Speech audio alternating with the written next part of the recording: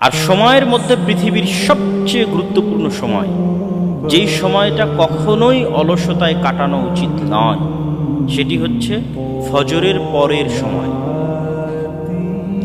রাসূলুল্লাহ সাল্লাল্লাহু আলাইহি ওয়াসাল্লাম বলেন, আল্লাহ সুবহানাহু ওয়া তাআলা আমার উম্মতের জন্য বরকত রেখেছেন ফি বুকুরিহা, সকালে। আমার উম্মতের জন্য আল্লাহ সুবহানাহু ওয়া তাআলা বরকত রেখেছেন কখন? সকালে। এই জন্য সালাফে সালেহীনের পক্ষ থেকে বর্ণিত আছে যে লা ইয়ানামুনা বা'দা সালাতিল ফজর। কোন সালাফে সালেহীন মানে অতীতে চলে যাওয়া বড় বড় আলেম ওলামাগণ, তারা কখনোই ফজরের সালাতের পর ঘুমাতেন না। যদি কখনো লম্বা সফর বা রাত জাগার মতো কোনো কাজ করতেন, তাহলে ফজরের সালাতের পর ইয়ান্তাজিরুনা ইলা তুলুইশ শামস, ফজরের সালাতের পর অপেক্ষা করতেন সূর্য ওঠা পর্যন্ত। সূর্য উঠলে ঘুমিয়ে যেতেন। মানে কারো যদি বিশ্রামের দরকার হয় সকালে, তাহলে সে ফজরের পর কি উঠা পর্যন্ত অপেক্ষা করবে? সূর্য ওঠা পর্যন্ত অপেক্ষা। কিন্তু দেখবেন যে আমাদের লাইফস্টাইল, পুরো মুসলিম উম্মার লাইফস্টাইল চেঞ্জ হয়ে গেছে।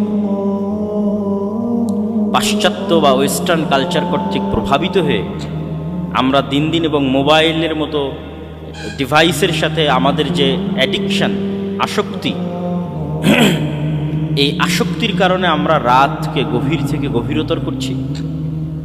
আর সকালে অবশ্যই শতভাগ ছাত্রের কত পার্সেন্ট ছাত্র সকালে ফজরের পর জেগে থাকে আল্লাহ সুবহানাহু ওয়া তাআলা ভালো জানে, বা পুরো মুসলিম উম্মার একই অবস্থা। অথচ ঘুমানোর সুন্নাতের ক্ষেত্রে রাসূলুল্লাহ সাল্লাল্লাহু আলাইহি ওয়াসাল্লাম বলেছেন যে এশার পরে কোনো কথা হবে না, এশার পরে ঘুমিয়ে যেতে হবে। আমরাও বিজ্ঞানী যারাই, যে কোনো, এখানে ডাক্তারও বক্তব্য দিয়েছেন, তাদের কাছে জিজ্ঞেস করতে পারে। যে কোনো ডাক্তারের কাছে গেলে ডাক্তারেরা আপনাকে সকাল সকাল ঘুমানোর পরামর্শ দেন। মানুষের ঘুমের সবচেয়ে গভীর সময়টা রাত 9টা, 10টা, 11টার মধ্যে পার হয়ে যায়, এবং ওই রাতে আগে ওঠার জন্য বলবে। আর এটি সবচেয়ে স্বাস্থ্যসম্মত। আমাদের নবী মুহাম্মদ সাল্লাল্লাহু আলাইহি ওয়াসাল্লাম ঈশার পরপর দ্রুত ঘুমিয়ে যেতেন, আর ওই রাতে আগে উঠতেন। আগে উঠে তাহাজ্জুদের সালাত আদায় করতেন। তাহাজ্জুদের সালাত বা রাতে উঠে সালাত 2 রাকাত হলেও মানুষের জীবনে বৈপ্লবিক পরিবর্তন ঘটাতে পারে। মানুষ যদি পৃথিবীর মহা থেকে মহা সফলতম কাজ করতে চায়, এবং আল্লাহ সুবহানাহু ওয়া তাআলার রহমত এবং বরকতের সাথে করতে চায় এবং সফল হতে চায়, তাহলে সে রাতের শেষ অংশের কোনো বিকল্প নেই, যেটি আল্লাহ সুবহানাহু ওয়া তাআলা তার রাসূলকে উদ্দেশ্য করে বলেছেন যে অচিরেই আমরা আপনার প্রতি কাওলান সাকিলা, অনেক ভারী একটি কিতাব আপনার প্রতি অবতীর্ণ করব। ফাতাহাজ্জাদ বিহি নাফিলাতাল লাক,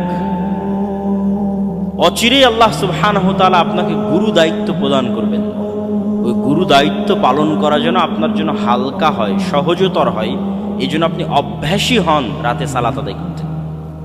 অল্প থেকে অল্প পরিমাণ আপনি রাতে সালাত আদায় করতে অভ্যাসী হন, যাতে আল্লাহ আপনার প্রতি যে বিশাল কিতাব অবতীর্ণ করছে সেটি বহন করা, এটি মানুষের মাঝে প্রচার করা, এবং রিসালাতের এই গুরু দায়িত্ব পালন করা আপনার জন্য যাতে সহজ হয়। এবং বর্তমান পৃথিবীতেও যারা সাকসেসফুল, সফল মানুষ আছে, তাদের অধিকাংশের, 90% অধিকাংশের আপনি ঘুম থেকে উঠার ডাটা যদি চেক করেন গুগলে সার্চ দিয়ে, যে তারা কখন ঘুম থেকে উঠে, তাহলে আপনি দেখবেন যে বেশিরভাগ আপনাদের সেকুলার দৃষ্টিভঙ্গি অনুযায়ী যাদেরকে আমরা সাকসেসফুল মনে করছি, ইসলামিক পয়েন্ট অফ ভিউ থেকে নয়, সেকুলার পয়েন্ট অফ ভিউ থেকে যাদেরকে সাকসেসফুল মনে করছি দুনিয়াবী জীবনে, তারাও তাদের রুটিনে সকালে উঠাকে গুরুত্ব দেয়। তারা সালাত আদায় করুক অথবা না করুক, ভোর 5টা, ভোর 6টা, যে যত দ্রুত সম্ভব উঠার চেষ্টা করে। আর অস্ট্রেলিয়াতে এটা সম্পূর্ণ জাতিগত কালচার, যে অস্ট্রেলিয়ানরা জাতিগতভাবে দ্রুত ঘুমাতে যায়, জাতিগতভাবে দ্রুত সকালে উঠে। আপনি যে কোনো অস্ট্রেলিয়ার প্রবাসীকে আমার এই কথা কল দিয়ে, ফোন দিয়ে জিজ্ঞেস করে যাচাই করতে পারেন যে অস্ট্রেলিয়ানরা জাতিগতভাবে দ্রুত ঘুমাবে, 10টা 11টার মধ্যে ঘুমিয়ে যাবে, আর সকাল 4টা 5টা 6টার মধ্যে ঘুমাবে। সম্মানিত উপস্থিতি, তো আমাদের প্রোডাক্টিভিটি, আমাদের ইয়াং জেনারেশনের প্রোডাক্টিভিটি নষ্ট হচ্ছে কেন? সময়কে সঠিকভাবে কাজে লাগাতে না পারার কারণে।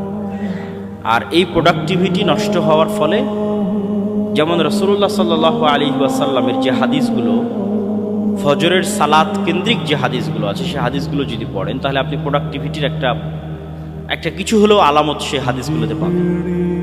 যে ব্যক্তি ফজরে উঠলো না, ঘুমিয়ে থাকলো, বেশি দেরি করে উঠলো, তার সকাল হবে শয়তানের সাথে, এবং তার সকাল হবে শরীরে একটা ম্যাচ বা দুর্বল ভাব, আপনাদের আঞ্চলিক ভাষায় কি বলে, যে শরীরটা কোনো কাজের জন্য তখন অতটা প্রোডাক্টিভ থাকবে না, মন মানসিকতা কোনো কাজের জন্য প্রস্তুত থাকবে না, বরং সারাদিন একটা অলসতা কাজ করবে শরীরের মধ্যে, সারাদিন একটা ঘুম ভাব কাজ করবে শরীরের মধ্যে, ফলত অটোমেটিক আপনার প্রোডাক্টিভিটি ডাউন হয়ে যাবে।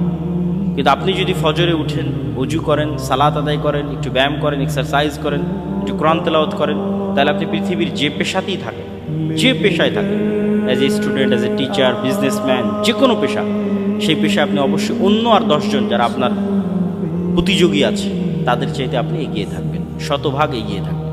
সে যদি কৃষক হয় তবুও অন্য কৃষকদের চাইতে এগিয়ে থাকবেন যদি সে সকাল সকাল উঠে কাজ শুরু করে।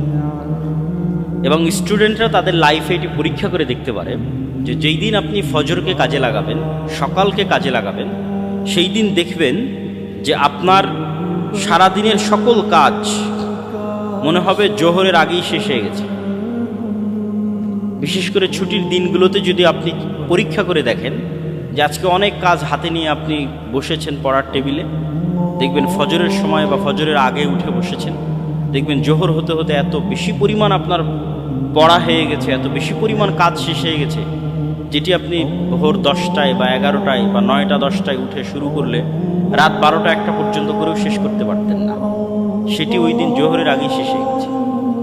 এটি যে কেউ তার নিজ নিজ লাইফে পরীক্ষা করতে পারে।